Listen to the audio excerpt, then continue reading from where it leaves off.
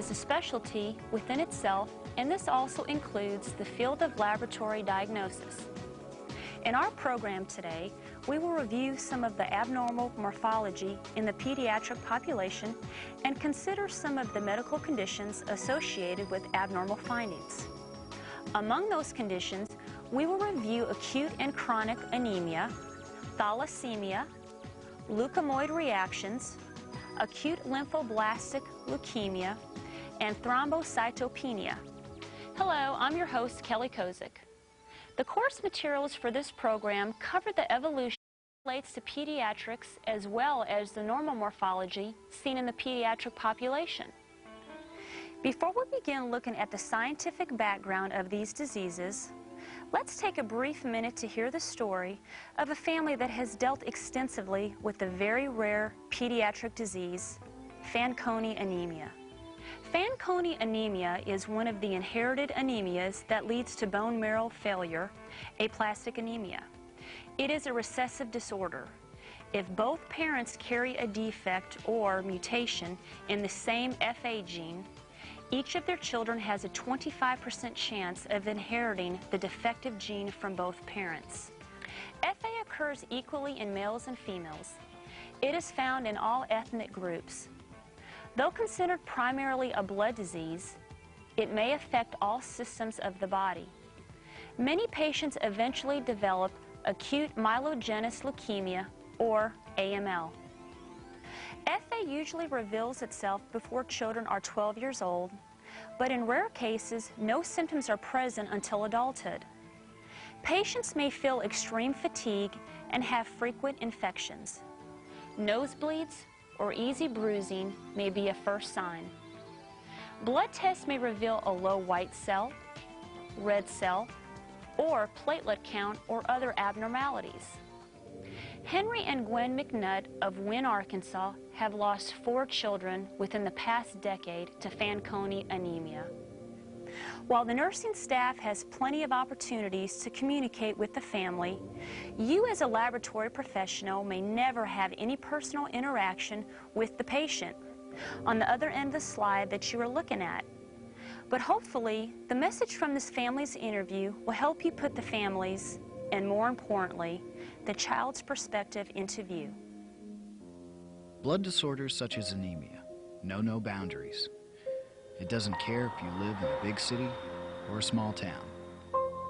It doesn't feel sorry for any particular race, gender, or age type. It is especially hard to deal with rare forms of the disease. It is even harder when the disease only strikes children. We had 4 sons. Henry Jr. was my oldest son, and he passed away in '95. Second son was Adam. He passed away when he was 11 years old. 1992. In '92. Well, Randall, he was the next son, which he died last month on April the 3rd, and Carl died in '99. When they were diagnosed at St. Jude, and they told us that for the study that they had, the study on what my boys had, all the people that had it died at an early age. So, very serious. During a pediatric doctor's appointment for their daughter, Henry mentioned to the physician that his son was suffering from extreme fatigue. This caught the attention of the doctor, who asked to see the boy immediately. Now, she had an appointment that day. When I got Adrian in the back to the doctor, and I told him, I explained to Dr. Patton, I said, now, Adrian, she's sick. When she was sick, she was running a fever, but I told him, I said, my son Adam is out in the van, laying in the floor. He would mostly need blood. He would do a lot of laying around, running fevers, weak, puny. He didn't feel like doing much. Now, he didn't do no whole lot of bleeding, because he mostly needed blood all the time. Carl had both. Sometimes he would need platelets, sometimes he would need blood. And he would do a little bleeding from the nose or something like that. But he didn't swell as bad as Junior did, my oldest boy. And Randall, he did fine, When it came out on him, his turned to leukemia when it came out on him.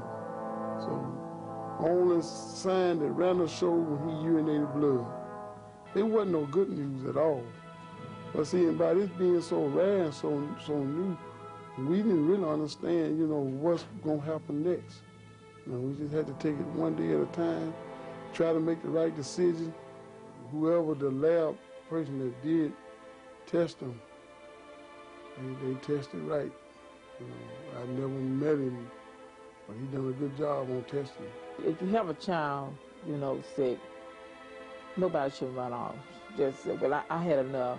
I can't take it anymore, and I'm just going to leave it with the wife or the husband to take care of the whole responsibility. Because